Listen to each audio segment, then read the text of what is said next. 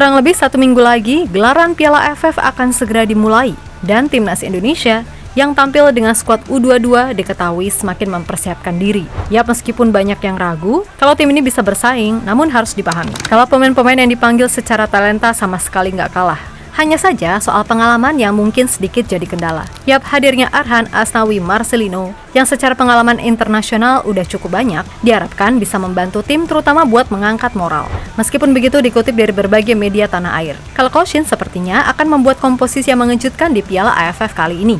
Di sisi lain ada kabar perihal Rizky Ridho yang katanya sedang diminati klub J-League FC Tokyo. Meskipun baru sebatas rumor, namun beragam reaksi, terutama dari netizen muncul serentak, di mana tak sedikit yang menyarankan Ridho untuk gak menerima tawaran itu kalau benar adanya. Sebab semua tahu, udah banyak contoh pemain Indonesia yang cuma dijadikan alat marketing di klub-klub Jepang. Sementara itu, perihal Ridho yang kabarnya juga masuk radar tim-tim MLS, membuat netizen juga meminta Martin Paes untuk semakin meyakinkan Ridho. Karena sebelum ini pun, dikutip dari Blitznews_Football, pihak FC Dallas meminta Martin Paes untuk memantau pemain-pemain dari timnas Indonesia yang dirasa potensial. Dan Rizky Ridho boleh dibilang adalah salah satu pemain yang grafiknya naik selama round 3 ini. Terlebih, Martin sendiri juga ingin kalau Ridho mau bergabung dengan dirinya untuk main di MLS. Karena daripada ke Jepang, apalagi Thailand, mendingan ke MLS. Yang bagaimanapun bisa membuat peluang Ridho berkarir di Eropa pada usia prime lebih terbuka.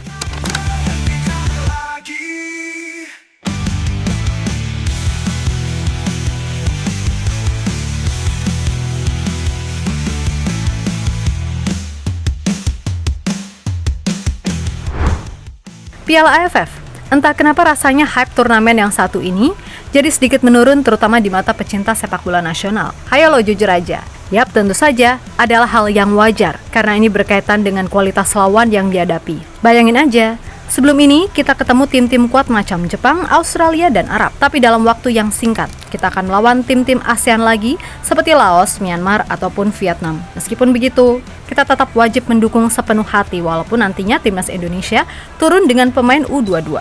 Lagi pula secara kualitas individu, para pemain yang dipanggil Koshin juga terbilang bagus. Hanya saja faktor pengalaman yang mungkin jadi kekurangan di tim ini. Maka dari itu, dipanggilnya Marcelino, Asnawi, dan Arhan mudah-mudahan bisa membawa dampak positif terutama dalam hal motivasi. Mengingat mereka secara jam terbang udah cukup tinggi di level internasional.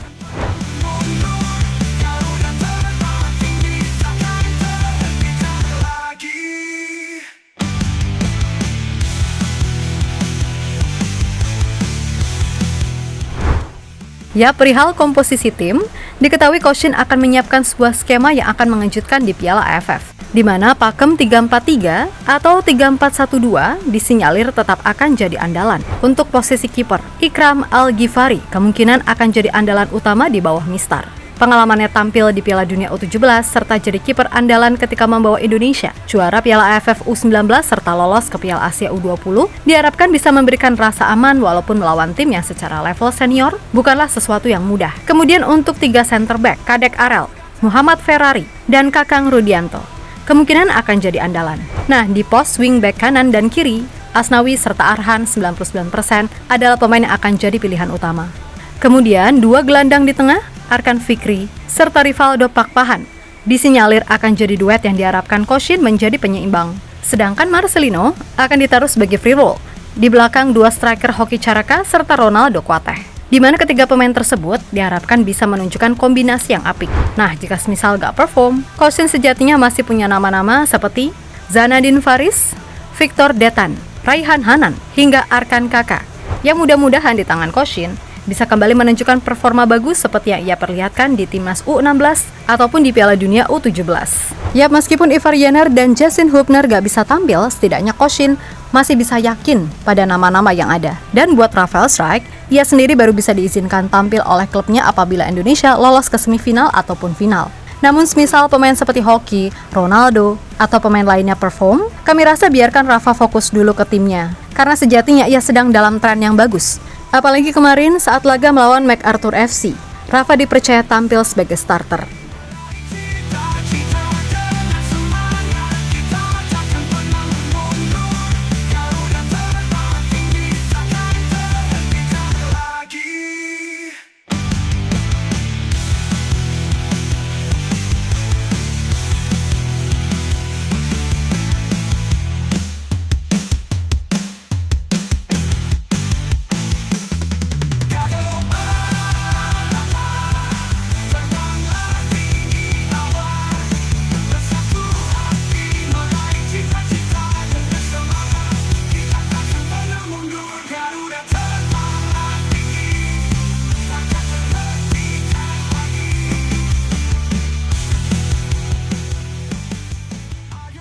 Di sisi lain ada kabar menarik dari Rizky Ridho, di mana bek Persija Jakarta tersebut rumornya diminati salah satu klub J-League FC Tokyo. Tentu saja banyak reaksi muncul terkait rumor ini, yang mana sebagian besar merasa tak setuju kalau Ridho abroad ke Jepang.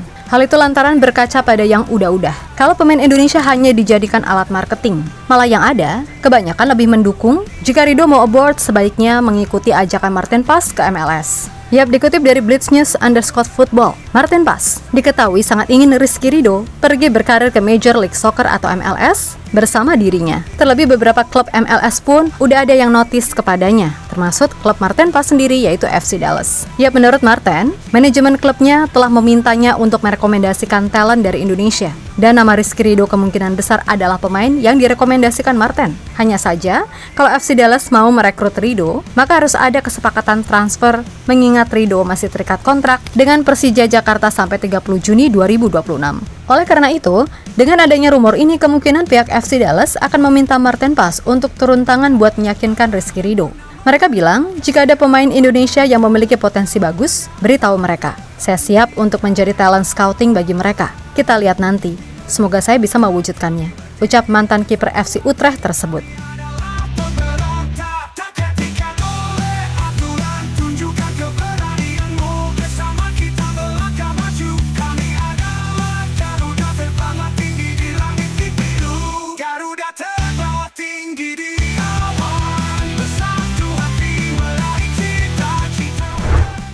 Yap, dilihat dari sisi kemampuan, jelas kami yakin Rizky Ridho akan sangat bisa bersaing di MLS. Sebab dari sisi jam terbang dan kematangan, Ridho udah bisa dikatakan teruji terutama di level internasional. Karena emang sejak dari kelompok umur sampai senior, dia adalah langganan tim nasional. Lalu sejak kecil Ridho udah dididik oleh figur-figur ternama. Seperti ketika masih di Persebaya, dari junior sampai senior, yang menangani dia adalah para legend seperti Bejo Sugiantoro, Matt Halil, Usto Nawawi, hingga Aji Santoso. Kemudian di Persija, ia pernah dilatih oleh Thomas Doll, yang bagaimanapun juga merupakan pelatih kenamaan di Eropa. Selain itu, ia juga dapat ilmu banyak dari Kudela, mantan bek Slavia Praha yang merupakan mantan pemain timnas Republik Ceko. Dan di timnas, ia dapat ilmu banyak dari Jesus, Jordi Amat, serta dilatih oleh Shin Tae-yong yang merupakan pelatih level Piala Dunia. Intinya, untuk bersaing di MLS, Ridho punya modal yang lebih dari cukup, apalagi jika nanti ia satu tim dengan Martin. Maka itu akan semakin memudahkannya beradaptasi dari sisi teknis maupun non-teknis. Ya, bagi Martin sendiri, daripada ke Thailand, seperti apa yang pernah dikatakan oleh Ridho di podcast Sport 77, atau ke Liga Jepang dengan rekam jejak pemain Indonesia yang pernah berkarir di sana, lebih baik ia pergi ke MLS untuk menjadi batu loncatan karirnya di luar negeri. Dan di MLS, Ridho akan berkesempatan bertanding melawan pemain seperti Messi, Suarez, Christian Benteke, Olivier Giroud, Federico Bernardeschi, Ricky Puig, dan lain-lain. Nah, jika semisal di MLS perform, bukan tak mungkin di usia prime pesepak bola, Rizky Ridho akan siap bersaing di Eropa. Karena sebelum ini pun, pemain seperti Sandy Walsh, J.I.S., Justin Hubner, Ivar Jenner, hingga Kevin Dix meyakini kalau kualitas Rizky Ridho bisa jauh lebih bagus kalau ia ditempa di Eropa. Dan menurut Pak Hamdan Hamedan, dalam podcast Sportify Indonesia, ada 3 tim dari 3 liga top Eropa yang udah memantau langsung Rizky Ridho. Meskipun nantinya Ridho harus mengawali di Divisi 2 terlebih dahulu, tapi dengan sedikit polesan. 3 talent scouting tadi yakin kalau Rizky Ridho hanya butuh 1 atau 2 musim untuk bersaing di divisi utama. Namun kembali lagi, semua tergantung dari dia sendiri juga, karena sejauh ini Ridho pun belum ada tanda-tanda akan abort. Tapi perlu diingat juga, kalau timnas kan udah punya Messi Girls, yang sudah pasti levelnya beda. Atau nanti semisal Pascal Strike masuk, udah pasti persaingan akan lebih ketat. Belum lagi jika Elkan balik dipanggil lagi. Ya udah makin dalam kan opsinya. Jadi bagaimanapun, Rizky Ridho harus berani mengambil langkah besar dalam perkembangan karirnya. Karena kami khawatir, jika dia sampai umur prime hanya bertahan di Liga Indonesia, maka performanya akan stuck di situ-situ saja. Jadi ya bukan gimana-gimana, terutama kepada Persija klubnya yang sekarang ini. Tapi jika ada tawaran yang masuk, entah itu dari MLS ataupun semisal tim-tim dari Divisi 2 Eropa, ya udah ambil aja. Asalkan semua dilakukan dengan cara profesional, nggak asal main cabut, karena bagaimanapun Persija adalah klub yang menggaji Ridho sekarang ini.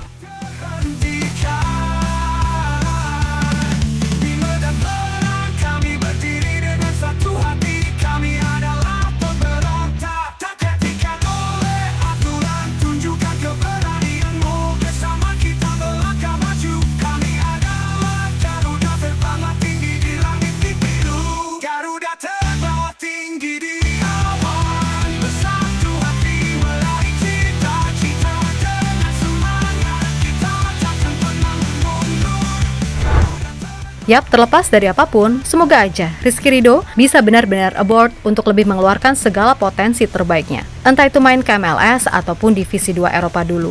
Gak masalah, yang penting ia bisa belajar banyak hal. Dan untuk timnas Piala AFF, moga-moga aja diberikan hasil terbaik. Jangan hanya karena usia mereka yang termuda, terus jadi seolah-olah lemah. Malah yang ada, semangat anak-anak muda ini biasanya lebih menggelora untuk membuktikan banyak hal. Maka dari itu, penting bagi Coach Shin untuk menjaga mentalitas mereka, dan pastinya beliau tahu akan hal itu.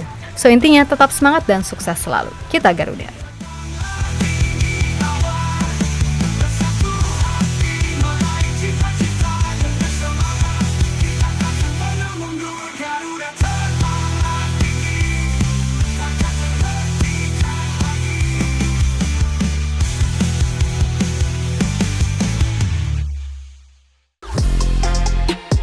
Halo, izin iklan sebentar ya guys. Jadikan ruangmu bernuansa timnas. Temukan beragam poster dinding, sepak bola dan timnas dengan desain menawan, kualitas premium dan harga yang tidak akan menguras kantong. Segera klik link Shopee di deskripsi video ini dan dukung timnas dengan sepenuh hati.